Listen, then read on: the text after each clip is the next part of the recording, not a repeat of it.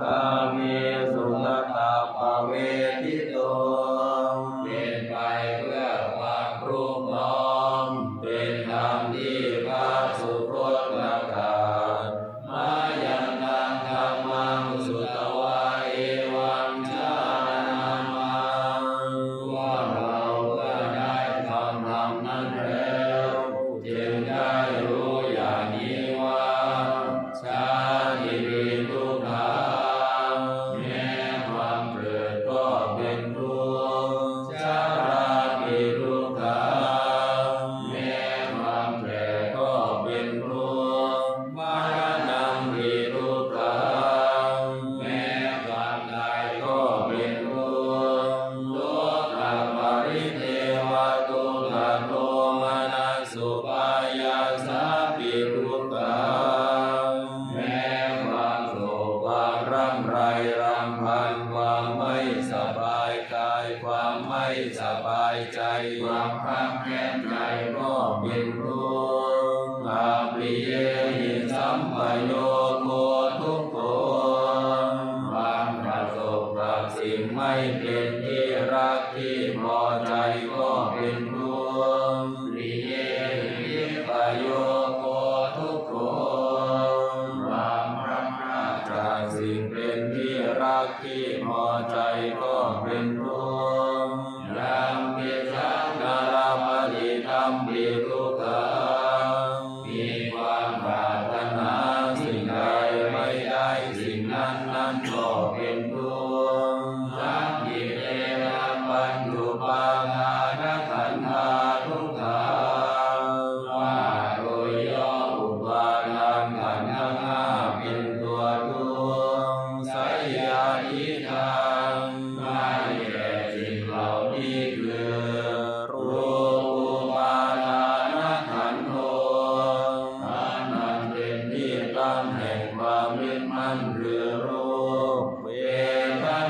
ปาทานขันธ์โทนั้นเป็นที่ตั้งแห่งความยึดมั่นคือเวทนาสัญญาปาทานขันธ์โทนั้นเป็นที่ตั้งแห่งความยึดมั่นคือสัญญาสังขารปาทานขันธ์โทนั้นเป็นที่ตั้งแห่งความยึดมั่นคือสังขารวิญญาณปาทานขันธ์โทนั้นเป็นที่ตั้งแห่งความยึดมั่นคือวิญญาณเยสังปริญญาญาเพื่อให้สาวกกำหนดรอบรู้อุปาทานขันธ์เหล่านี้เองทารมโนโสภควาจึงได้ผู้มีพระภาคเจ้านั้นเมื่อยังทรงพระชนอยู่เอวังพหุลังสาวกเกวิเนเกย่อมทรงแนะนำสาวกทั้งหลายเช่นนี้เป็นส่วนมากเอวังอาคันจักปนังสัพพะวะโตสาวกเกสุอนุสาสนีพระพุทธภวตันติอันหนึ่งคำสั่งสอนของพระผู้มีพระภาคเจ้านั้นย่อมเป็นไปในสาวกทั้งหลายส่วนมากมีส่วนคือการจำแนกอย่างนี้ว่ารูปังอนิจจังรูปไม่เที่ยงเวทนาอนิจจังเวทนาไม่เที่ยงสัญญาอนิจจังสัญญาไม่เที่ยงสังขาราอนิจจังสังขารไม่เที่ยงวิญญาณังอนิจจังวิญญาณไม่เที่ยงรูปังอนัตตา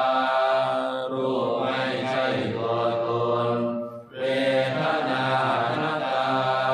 เวทนาไม่ใช่ตัวตนสัญญาอนัตตาสัญญาไม่ใช่ตัวตนสังขาราอนัตตาสังขารไม่ใช่ตัวตนวิญญาณังอ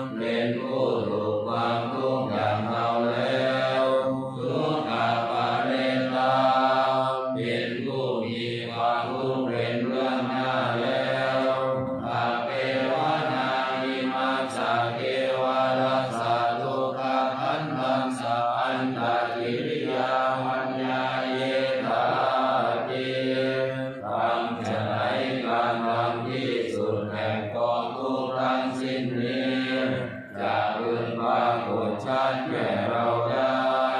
จิระปริมุตตังวิตังพระโร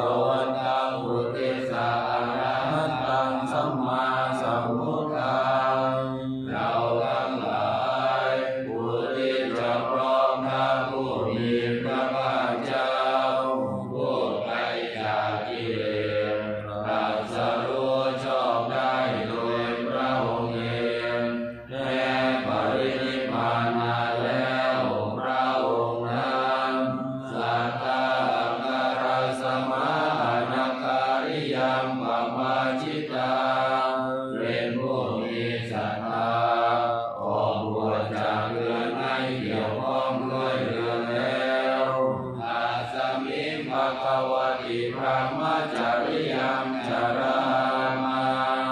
ประพฤติอยู่ซึ่งพรหมจรรย์ในพระผู้มีพระภาคเจ้าพระองค์นั้นภิกขุนังสิกขาสาชีวะสมาปันนาเป็นพร้อมด้วยสิกขาและทำเป็นเครื่องเลี้ยงชีวิตของภิกษุทั้งหลายกังโนรัมมจาริยังยิวัสสะเทวรัสสะทุกขขันธัสสะอันตกิริยายะสังวรตุขอให้พรหมจรรย์ของเราทั้งหลายนั้นจงเป็นไปเพื่อการทำที่สุดแห่งกองทุกข์ทั้งสิ้นนี้เถิ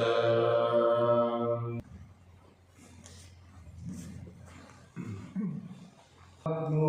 ตัสสะภะคะวะโตอะระหะโตสัมมาสัมพุทธัสสะนะโมตัสสะภะคะวะโตอะระหะโตสัมมาสัมพุทธัสสะนะโมตัสสะภะคะวะโตอะระหะโตสัมมาสัมพุทธัสสะ พุทธังสรณังคัจฉา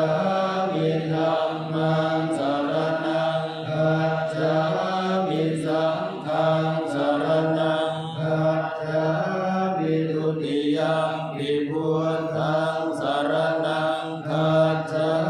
มิทุติยัมปิธัมมังสรณังคัจฉามิทุติยัมปิสังฆังสรณังคัจฉา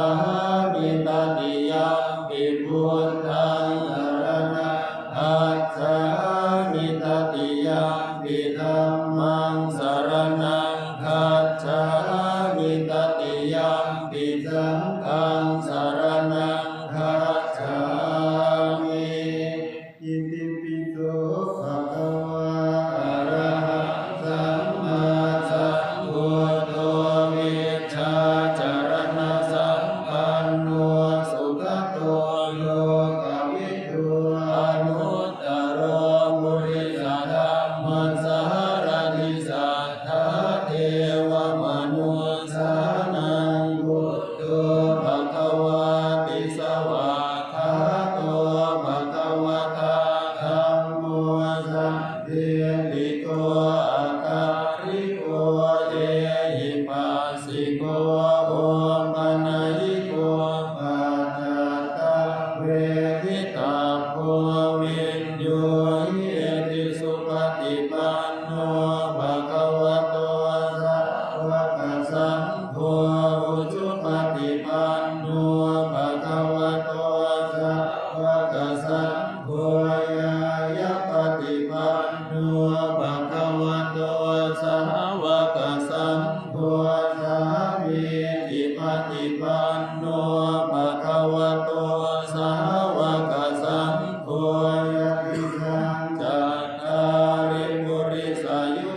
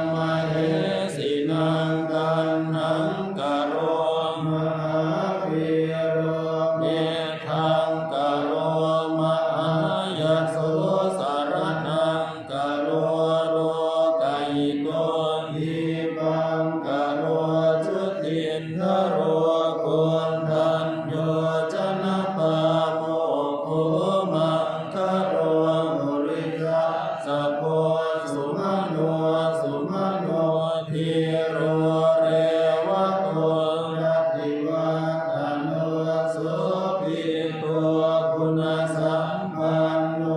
อนุวัตสิจันโนตโมปัทุโมโลกปัจโจโตนารโตวรสารถิอนุโมทโนสันตสารโรสุเมโตปฏิปุกโรสุชาโตสัพพโรกัปโพปิยตาสินาราสัพโพอังคทาสิการุณิโกนะมะนาสิตโมนุตโตสิกาโตอัสสโมโลเกติโสจวรตังวโรกุโสจวรตัวกุตัววิปัสสิจานุปโมสิกิสัพพหิโตสัทธาเวสะโพสุขทายะโกกัปปุสันโฆสังฆวะโหโกนาคัมมโนระนัญจโหกัสสะโพสิริสัมปันโนโหตโมสักขยปุงคโวเทวังมิสุตังเอกังสัมมยังภะคะวะสาวะหิยังวิหารติเชตวันเนอนาถมินติกาสาราเมตตะโกภะคะวะภิกขุอามันเตสิกิขโวติภัตตะเตติเตภิกขุภะคะวะโตมัจจังสุสุภะคะวะเอ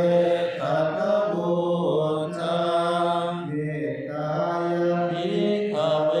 เจโตวิมุตติยาเสวิตายะภะวิตา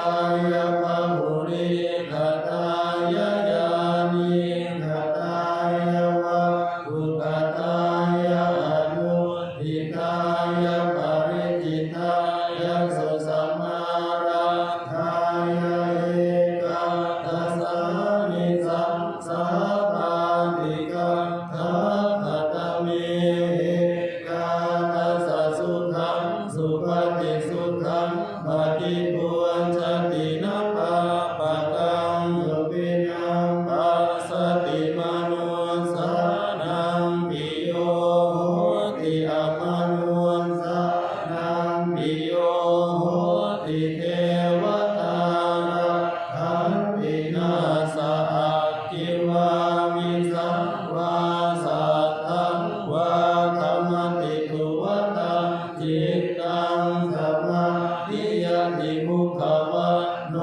เมปัสสิทติอสัมมุนโนกาลังกโรติอุตตริงังปฏิวิชันโตนัมมโลโกปะโคโหติอะหังสุขิโตโหมิเนโตโหมิอเวโรโหมิอัปปยาปัจโชโหมิอนิโกโหมิสุทธิอัตตานังปริหารามิสัพเพสัตตาสัพเพภานาสัพเพภูตาสัพเพปุคคลาสัพเพอัตตภาวะปริยังนาสัพพายติโยสัพเพปุริสาสัพเพอริยาสัพเพอนาริยาสัพเพเทวาสัพเพมนุสสาสัพเพวินิพาติกาเวราภยาปัจจานิคาสุขิอัตตานังปริหารันตุสัพพทุกขปมุญจันตุรา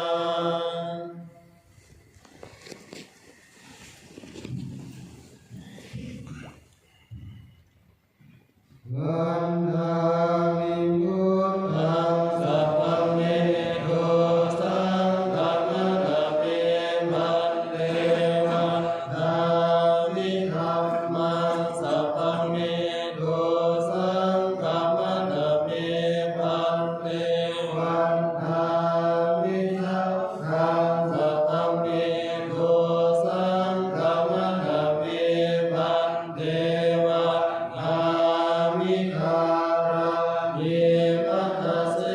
มายังพุทธิรุขังเจติยังสัพพะเมโยสัพพะมะทะเมพันเตวันทา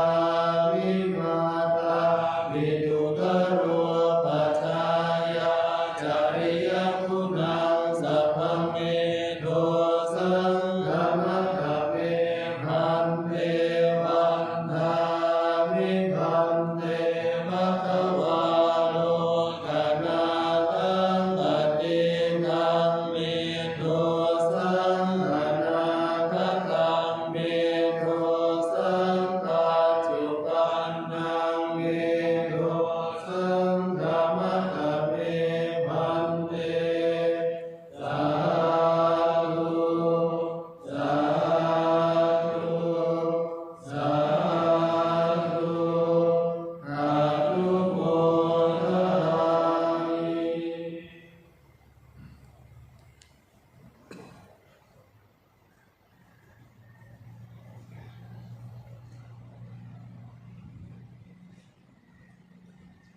อะระหังสัมมาสัมพุทโธภะคะวาพุทธังภะคะวันตังอะภิวาเทมิสวากขาโตภะคะวะตาธัมโมธัมมังนัมมัสสามิ สุ